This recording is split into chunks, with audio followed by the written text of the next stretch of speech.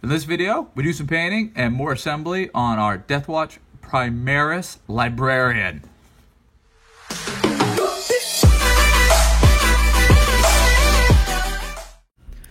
Alright, I primed everybody up, and you will notice there's one of these things that is not like the other. I primed the main cloak body here in white. I managed to squeeze some more Corax white out of my box, and then I even used some masking tape. Fun fact, masking tape is called masking tape for when it's used in masking and painting. And I did the power blade sword part as white because that'll make painting that a lot easier later. And the cloak body, what I want to do, it'll be easier. All right, let's zoom in. Plate mail metal. We're going to do the metallics here on the feet.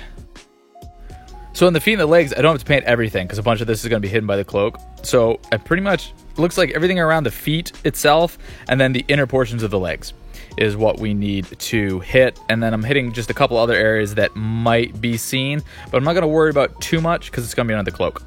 All right, Dawnstone is what we've been highlighting the Deathwatch in thus far. So that's what we're going to do, the edge highlight here. I'm not going to do the two colors up on the edge highlighting as I've been doing, since all of this will be kind of shadowed by the cloak. And I'm just going to worry about the extra highlighting on the armor bits that are farther up the model and that are sticking out.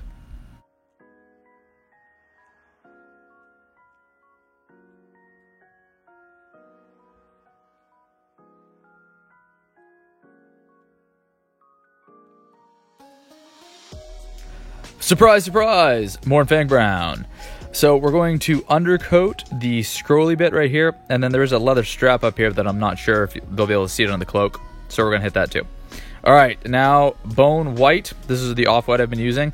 We're going to do this both on the insides and the inside flaps of the cloak and on the scrolly bit here on the legs.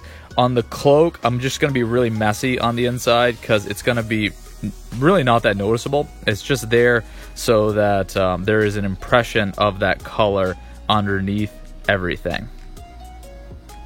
All right, while I had the bone white out, I did the flaps that turned out, and I also hit the pages of the book.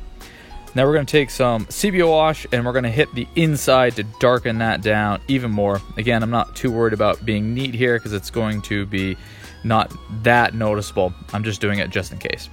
All right, so here is the cloak. It's kind of hard to see the off-white over the white. Once I do the rest of the cloak, it'll stand out a lot more. And that's about all I want to do with the legs. So let's zoom out to build cam and see about getting this guy together. Now, I do want to use my Micron pen here and get some writing here on the legs. And that is the back half of Xenos, which is what I've been writing on the Deathwatch scrolls. But you're not going to be able to see the other side. So I just did this part. And I'm going to hit it with a sepia wash to darken it down. I had to wait quite a while for the ink to dry. So, but now it's dry. Hit it with the sepia wash. Time to bust out some plastic glue and get this guy together. This model manages to be both monopose and weird to put together. So I'm going to be doing a lot of dry fitting, and I am going to be using plastic glue so that if I'm messing up where I'm putting things, I have time to move it around.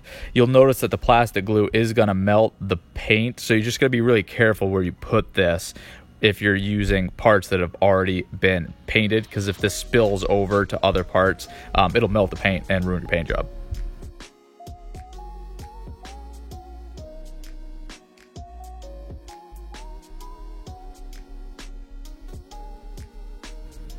The build instructions on this guy have me, so it takes the front, splits it in half, and then you take the feet, glue them into one half of that, and once those are glued, you finish the front portion of the model, and then once all three of those bits are together, then you put the back portion on it. And some of these front bits, they fit together kind of weird, but if you just take your time and do the dry fits and fiddle it around a little bit, you can, they'll get in place, and then you just got to identify a couple of easy points to put the plastic glue. You do not need a lot of plastic glue. Once you give it about 30 minutes to finish its work, it forms a very strong bond.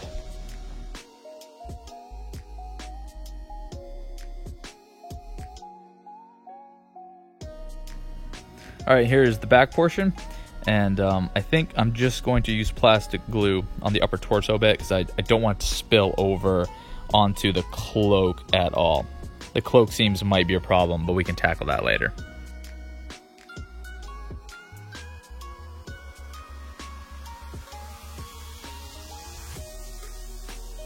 All right, here we go. So yeah, the seam where the two cloak pieces come together might be a problem, but we'll figure that out later. But I got this guy back on the base, the piece of cork, I mean, that I had the feet in, and I like how it's coming together. So that is how I've been hobbying lately. If you let me know how you've been hobbying lately, down in the comments below, I'd love to check it out.